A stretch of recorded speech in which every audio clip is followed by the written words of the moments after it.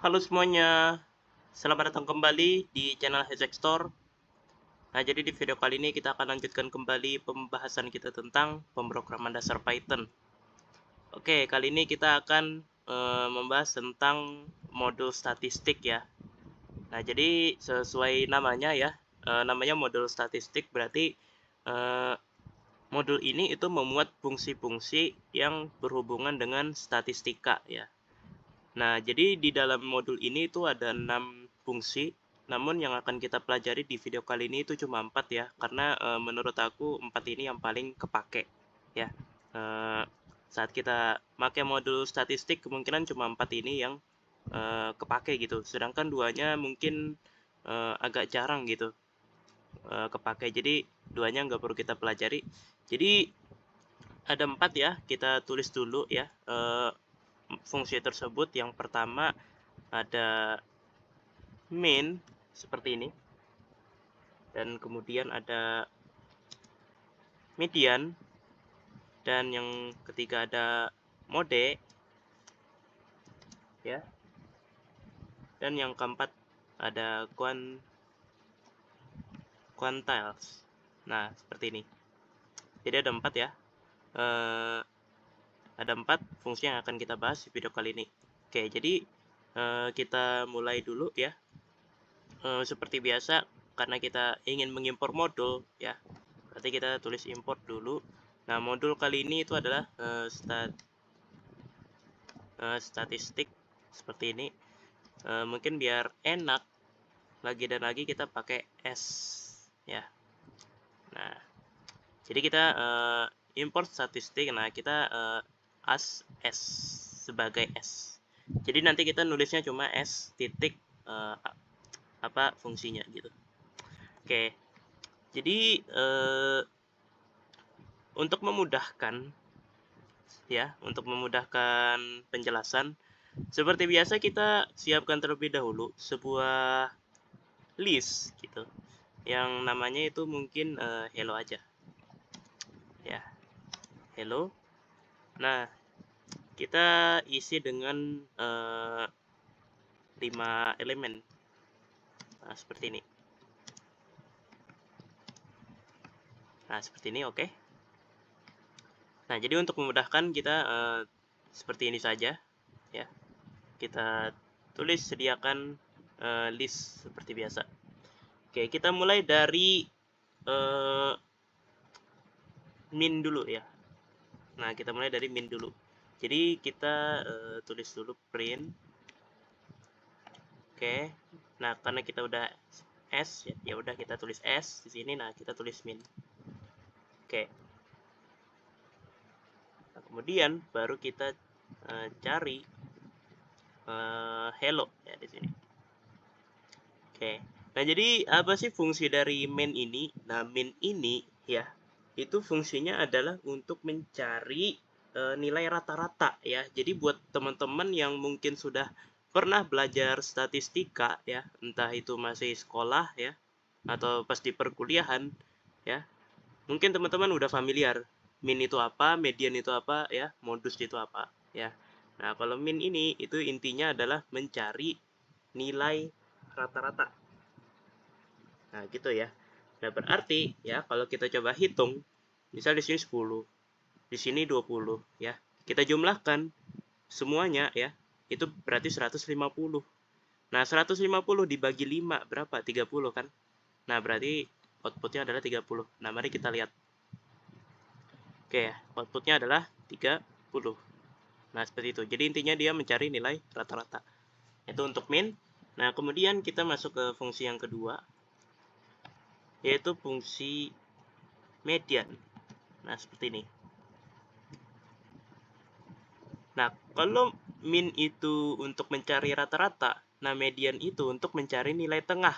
Nah, nilai tengah dari list ini itu kira-kira yang mana? Ya, nilai tengahnya. Nah, nilai tengahnya adalah 30 ya. Nah, berarti outputnya juga 30 gitu. Nah, jadi cara mencari nilai tengah itu kurang lebih kita jumlahkan elemennya ini berapa totalnya. Ada 1, 2, 3, 4, 5 ya. Nah, gitu. Ada 5 ya. Nah, 5 dibagi 2 itu berapa? 2,5. Nah, dibulatkan, ya kan? Kalau dibulatkan, berarti jadi 3. Nah, berarti elemen ketiga, ya.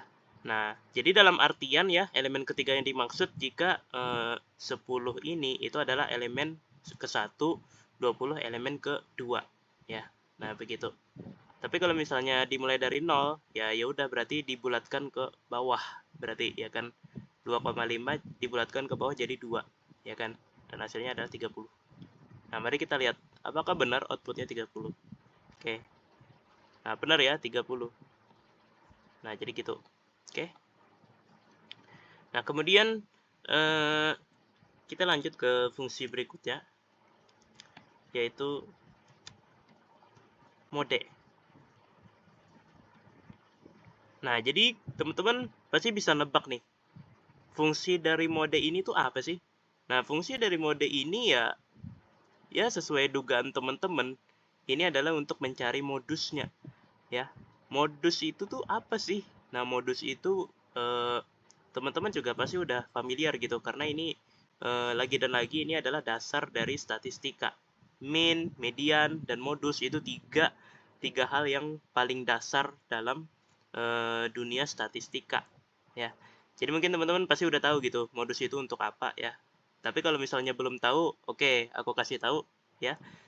Modus itu untuk mencari nilai yang paling banyak muncul. Nah, jadi di dalam list ini ya kan kita lihat nilai mana yang paling banyak muncul. Jawabannya adalah tidak ada, ya. Nggak ada yang paling banyak muncul karena semuanya sama nih, ya kan. Munculnya satu kali, satu kali, satu kali semua, ya kan. 10 ada nggak? 10 munculnya berapa kali nih, ya kan. Kembarannya ada nggak? Kembaran 10 nggak ada. 20 juga ada nggak? Kembaran 20 nggak ada. 30 juga nggak ada. 40 juga nggak ada. 50 juga nggak ada. Nah, berarti ya kita nggak bisa memprediksi outputnya gimana, karena ini sama rata semua nih, ya kan. Nah, jadi kemungkinan besar outputnya ini acak gitu, ya kan. Nah, outputnya ini bisa 10, bisa 20, 30, atau gimana gitu, nggak tahu ya. Mungkin biar lebih pasti kita coba run dulu hasilnya berapa, dan hasilnya adalah 10, ya. Nah, kita coba run berkali-kali, apakah hasilnya sama 10 10 terus. Oke, kita sampai ini 4 kali ya, sampai 5 kali deh. Oke, sama ya. Nah, setelah 5 kali percobaan ternyata sama, outputnya adalah 10. Nah, berarti ya dapat disimpulkan kalau fungsi dari mode ini ya dia itu mencari nilai yang paling banyak muncul. Namun jika semuanya sama rata ya, di sini kan nggak ada yang kembar nih, ya kan. Elemen yang kembar nggak ada kan di sini, ya kan. Maka secara otomatis fungsi dari mode ini itu akan menunjuk ke angka pertama, elemen pertama, ya. Dapat disimpulkan seperti itu, ya kan. Karena kan kita kan bingung nih, ya kan, yang mana nih yang paling banyak muncul, ya kan. Sama semua, ya kan, sama-sama satu kali, ya kan, munculnya 10 sekali, 20 sekali, 30 sekali, 40 sekali, 50 sekali. Bingung kan kita, ya kan, yang mana modusnya, ya kan. Ya udah, ya kan, dia akan otomatis memilih elemen pertama. Coba nih, ya kan, elemen pertamanya kita ganti jadi 5. Nah, outputnya pasti 5.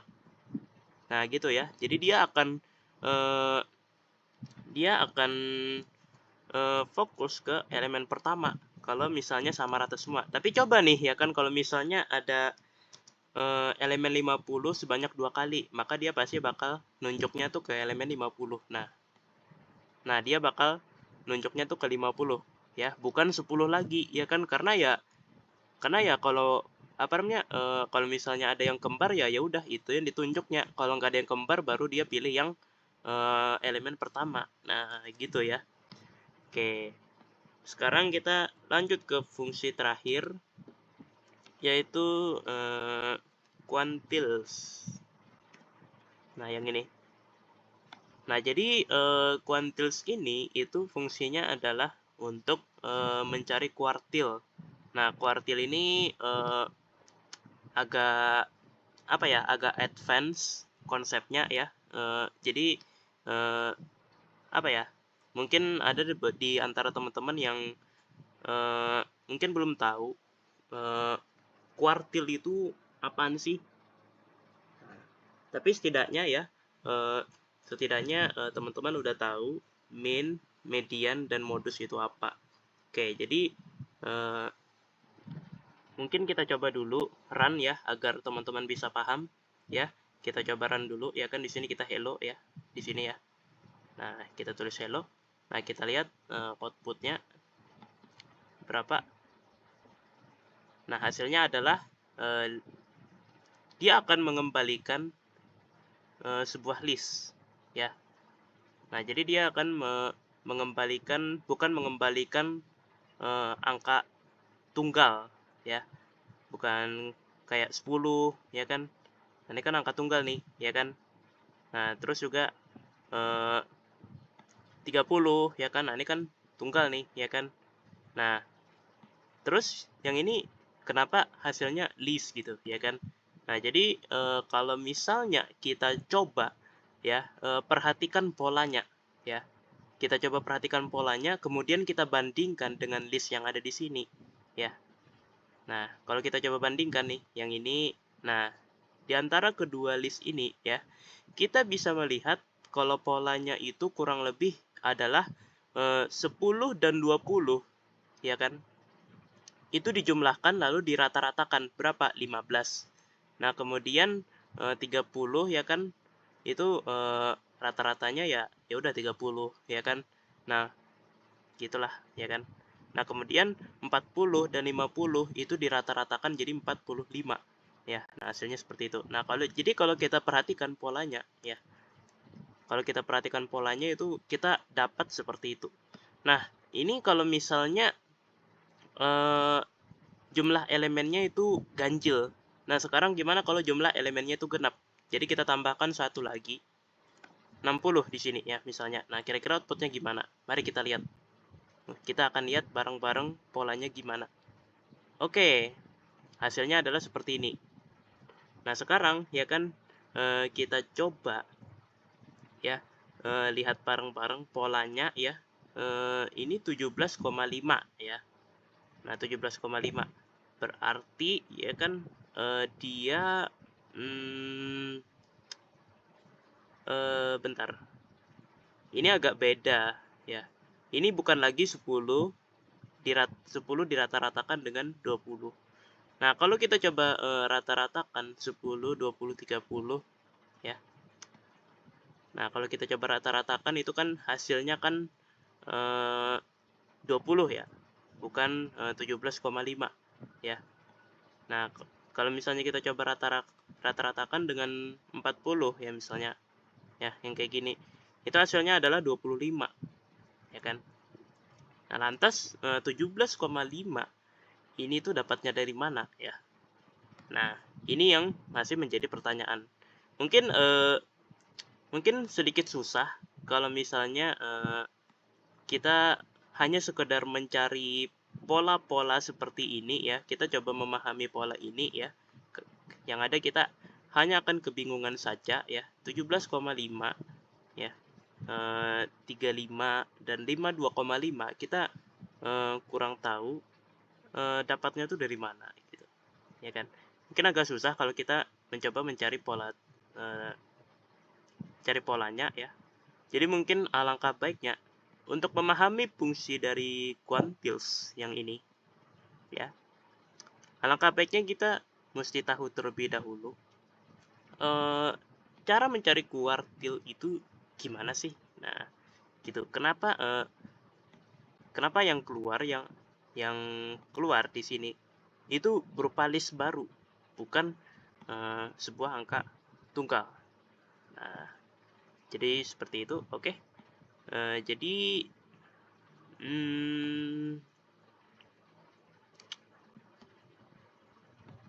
ya aku rasa ya seperti itu saja pembahasan kita ya. Jadi mohon maaf jika misalnya aku nggak menjelaskan kuartil itu apa ya.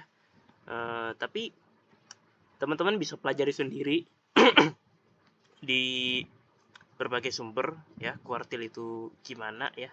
Tapi dari pola sini ya kan, kita bisa melihat ya, kita bisa melihat kalau kuartil itu dia itu mungkin kayak rata-rata gitu ya. Nah, kalau kita lihat dari pola, kalau kita lihat dari sini ya, lihat dari rata-rata ya. Kalau kita lihat dari rata-ratanya ya, min rata-rata 35. Kemungkinan besar kuartil itu kurang lebih 35 ya, rata-ratanya ini 35, itu dibagi 2 ya, dikali 1/2 dan dikali 3/2 ya. Nah, kalau kita lihat dari polanya sih seperti itu ya. Nah, jadi biar lebih jelasnya lagi ya, aku tetap menyarankan untuk teman-teman cari tahu lebih dalam kuartil itu lebih tepatnya seperti apa ya, karena ini cuma dugaan aja ya. Ini 35 ya, rata-ratanya 35 ya kan. Nah, lalu rata-ratanya ini itu dikali 1/2, dikali 2/2, dan dikali 3/2. Hasilnya adalah seperti ini.